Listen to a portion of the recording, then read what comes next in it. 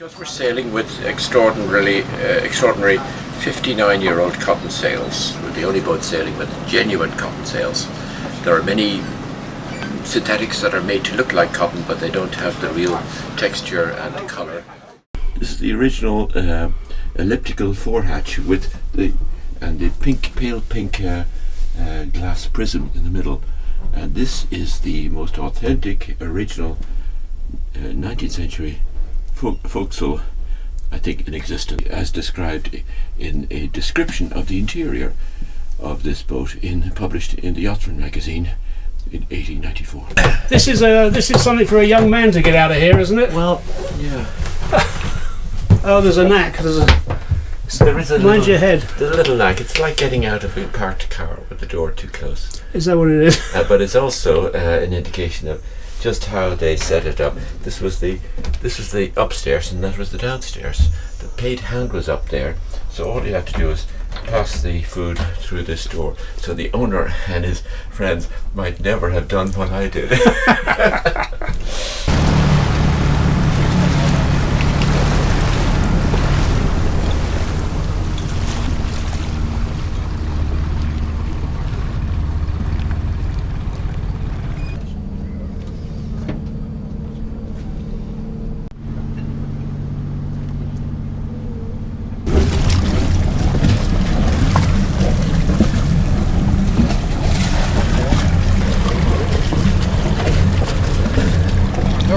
Don't make a turn, Ian.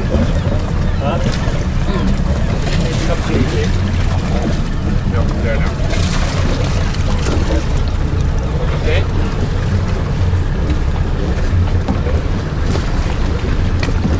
Is it made up? Is it made up? Yep, it's made up. Should we put the stuff into a knot rod? You can do it, but you can lift that off pretty quick. Yeah, that's okay. And they can untie from that end. What? They'll be able to untie that end. Mind just.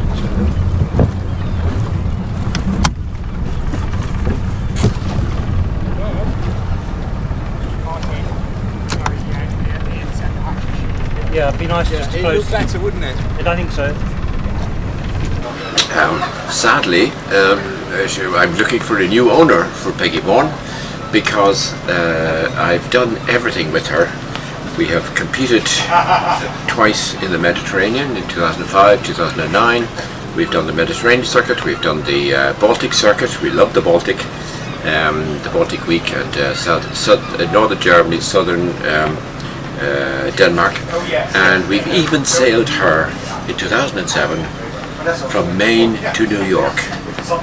We went on a low-loader across from Hamburg to Baltimore, and we towed her up to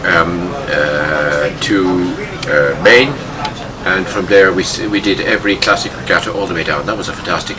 But we've also done the Clyde, the Fife regattas, Glandore, of course, in West Cork, my favourite regatta, Foy, and so on and so forth. So we've done an awful lot, and to be honest, when you do a restoration, as I have done several times now, you really want to know exactly where you're going to go, who's going to be sailing with you, and where and when. And the restoration should not be the project. It should be a plan of how she's going to be sailed from thereafter. So we had that. I had that with my previous restoration of a Fife yacht, Vagrant, in 1983. And I had it here for the Watson for Peggy Bawn. And the extraordinary thing about Peggy is that she's unbelievably authentic. But the important thing there is that there are many boats which are classic yachts, which if I may use the phrase, are pimped up. They're given downwind sails that the original rig was never designed to carry. They're given teak decks when the original only had pine decks. They are, and of course the original interiors are sometimes ripped out because they don't have paid hands, they don't have the galley where it used to be, etc., etc. But Peggy is just simply as she was. When you step onto her, you're stepping into the 1894, everything around you. And the reason why she is so astonishingly authentic is because The owner and his father before him for 80 years didn't race her, didn't cruise her even, they only day sailed. And that meant that they didn't convert her with a big new deck house for headroom, and they didn't try to make her go faster with a Bermudan rig. They just kept her as she was, and that's quite astonishing. So she truly is a Stradivarius of classic yachts. But we're sailing on a boat which is 122 years old. She was designed by a master at the peak of his powers. George Lennox Watson designed her in 1893 for a Belfast linen merchant who lived in Carrickfergus. He was, the year before, he designed Valkyrie as an America's Cup challenger for the Lord Dunraven from Limerick, and he simultaneously designed Britannia for the Prince of Wales. The year after, Peggy Bawn, 1895, he designed Meteor for the Kaiser. So he was really the world's best naval architect, yacht designer at the time, and indeed American tycoons flocked to him to have their biggest steam yachts designed by Watson at that time. But he knew the little boat which is Peggy Bawn, because the previous year Mr. Allen in the Clyde had ordered 2 identical boats to match race.